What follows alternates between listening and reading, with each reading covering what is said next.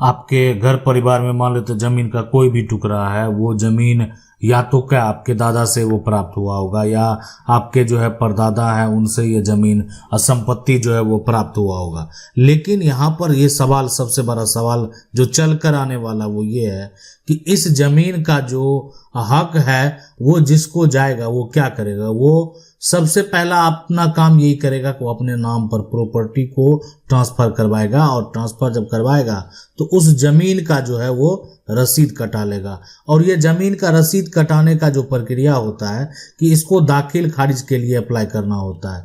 यानी अगर आप दाखिल खारिज के लिए अप्लाई करेंगे उसके बाद क्या होगा, ये आपके नाम पर ट्रांसफर हो जाएगा, यानी जमीन का रसीद आपके नाम पर कट जाएगा।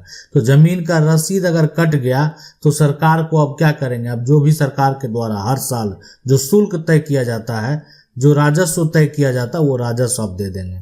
लेकिन सुप्रीम कोर्ट का जो फैसला है एक ऐतिहासिक फैसला, बड़ा फैसला है। आज यहाँ पर सबसे बड़ा विवाद जो हुआ है ये सत्यजीत और मनराज के बीच में, उसका मुख्य कारण क्या है। देखिए, विवाद होने का बहुत सारे मुख्य कारण है, और ये विवाद का जो वजह है अगर आप सुनेंगे तो आपको आश्चर्य होगा। पूर्वज की जमीन है, और यहाँ पर सत्यजीत और मनराज जो है वो दो भाई हैं। दादा परदादा के समय से ये जमीन है, संपत्ति है। सत्यजीत मनराज दोनों भाई अब परिवार के उत्तराधिकारी हैं, कानूनी तौर पर इनका हक है। संपत्ति ये अपने नाम कराना चाहते थे, स्वेच्छा से कराए भी। लेकिन होता है ना कि यहाँ पर जो है किसी एक ने क्या किया, सारा प्रक्रिया हुआ लेकिन किसी एक ने जमीन का गलत तरीके से दाखिल खारिज करा लिया। यानी कुछ ऐसे प्लॉट को अपने नाम पर चढ़वा लिया जिसमें जो मनराज है उसका भी हक होना चाहिए। अब ये मनराज उस बात का दावा करता है, मनराज जो है वो हक का दावा करता है। मनराज का ये कहना है कि ये जमीन का जो टुकड़ा है, ये दोनों जमीन का टुकड़ा कीमती है। ठीक है, यहाँ पर अब इसमें तो डिवाइड किया गया, इसमें डिवाइड किया गया, ठीक है, लेकिन इस दोनों का शेयर इस दोनों के साथ जो है वो दे दिया गया। जबकि यहाँ पर भी जमीन में जो है वो बराबर का हक होना चाहिए, इसलिए कि रास्ता यहाँ पर भी है और यहाँ पर तो दो साइड से रास्ता है। ये अब देख सकते हैं, ये रास्ता है, ये रास्ता है। तो आखिर ये सबसे बड़ा विवाद का कारण हुआ। सब जो भी भाई है या परिवार का जो सदस्य है, आपका जो फरीक है, वो सब चाहता है कि नहीं, जो जमीन मुझे मिले उसमें रास्ता हो, और रास्ता जहाँ पर है उसमें सभी का हक हो, सभी का बराबर हक हो, जितने हकदार हैं सभी, किसी के साथ भेदभाव नहीं किया जाए। और ऐसा हमारा कानून भी कहता है। कानूनी तौर पर जब आप संपत्ति का बंटवारा करेंगे तो बस वही होगा, यानी सबको समान अधिकार दिया जाएगा, यानी किसी के साथ जो है भेदभाव नहीं किया जाएगा। सब इसलिए कि कानूनी तौर पर सभी हकदार हैं। लेकिन यहाँ पर सुप्रीम कोर्ट का फैसला क्या कहता है कि देखें, सुप्रीम कोर्ट का ये फैसला कहता है कि सत्यजीत ऐसा कर लिया, सत्यजीत जो है ऐसा कर लिया। सत्यजीत के अगर बच्चे भविष्य में भी जमीन बेच दे, या तो जमीन को यहाँ पर सत्यजीत बेचेगा, या सत्यजीत का जो बेटा है, यहाँ पर आप कह सकते हैं इसका जो बेटा है, इसका जो बेटी है, उसके द्वारा बेचा गया, यानी जिन्होंने भी जमीन को बेचा है। ठीक है, मनराज का यहाँ पर कानूनी अधिकार है। मनराज जो है कभी भी जो है इस पर पार्टीशन का दावा कर सकता है। मनराज जो है टाइटल का दावा कर सकता है, इसीलिए कि मनराज का इस पर कानूनी अधिकार है। लेकिन आज सत्यजीत कैसे बेच लिया इस जमीन को? इसलिए बेच लिया कि सत्यजीत या उनके जो बेटे हैं उनके नाम से इस जमीन का दाखिल खारिज हो गया है। लेकिन सुप्रीम कोर्ट ने एक फैसले में साफ स्पष्ट कह दिया कि दाखिल खारिज कराने से कोई भी संपत्ति का मालिक नहीं बनेगा। आज हम इसको जो बता रहे हैं ये तो भाई का विवाद है। यहाँ पर कोई अन्य भी होता, आपका जमीन का टुकड़ा है और कोई आपके जमीन का रसीद कटा रहा है, आपके जमीन का दाखिल खारिज करा लिया है, तो इसका मतलब ये नहीं कि वो कानूनी तौर पर मालिक हो गया। इसका मतलब ये है कि वो आपके साथ धोखा किया है।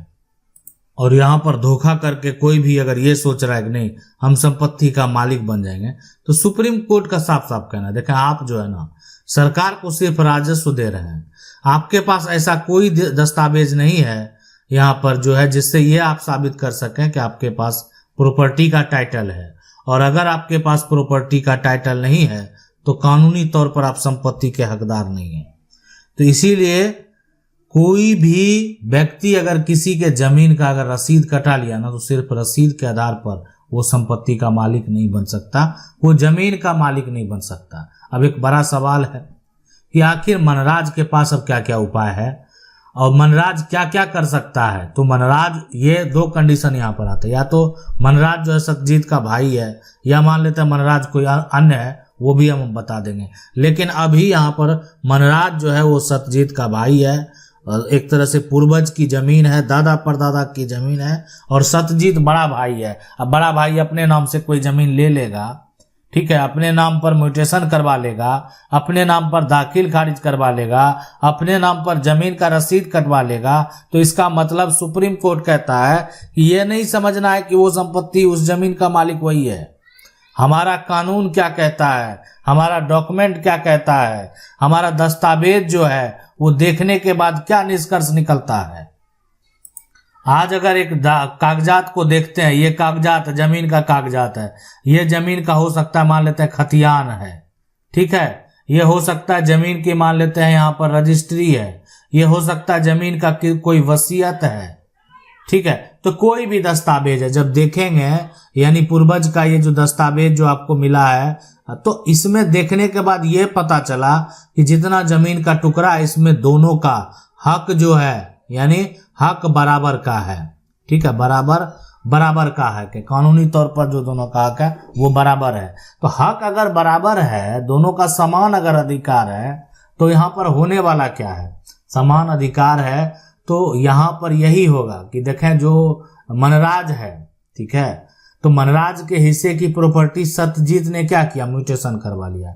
अब इसको आप कैसे तोड़ेंगे, इसके लिए क्या प्रक्रिया बनाया गया है, कहे कि सबसे बड़ा सवाल है कि देखें ठीक है म्यूटेशन तो करवा लिया, लेकिन हम कैसे रद्द करवाएंगे। देखें यहाँ पर जो है आप जो जिला कलेक्टर के पास जाएंगे, यानी आप एडीएम कोर्ट जाएंगे, और एडीएम कोर्ट में जो है यानी रेवेन्यू के जो बड़े अधिकारी हैं वहां पर इस म्यूटेशन को रद्द करवाने के लिए आपको केस दर्ज करना होगा, और आपको बताना होगा कि आप जो है वंशावली के हिसाब से बराबर के हकदार हैं और इन्होंने मेरी जमीन का जो है म्यूटेशन करवा लिया। ये मामला अगर आपका जो है लेटेस्ट है तो ये प्रक्रिया सही है। अब ये मामला ऐसा किए हुए 10 साल हो गया, ऐसा किए हुए 20 साल हो गया, आज आप दावा करना चाहते हैं तो भी आप स्वतंत्र हैं, लेकिन उसके बाद आप सिविल कोर्ट जाएं, है ना, उसके बाद जो है आप सिविल कोर्ट जाए। ज्यादा मामला पुराना है, 10 साल बीत गया है, 15 साल बीत गया है, आज आप टाइटल का दावा करना चाहते हैं तो आप स्वतंत्र हैं और इस मामले को आप सिविल कोर्ट में उठाएं।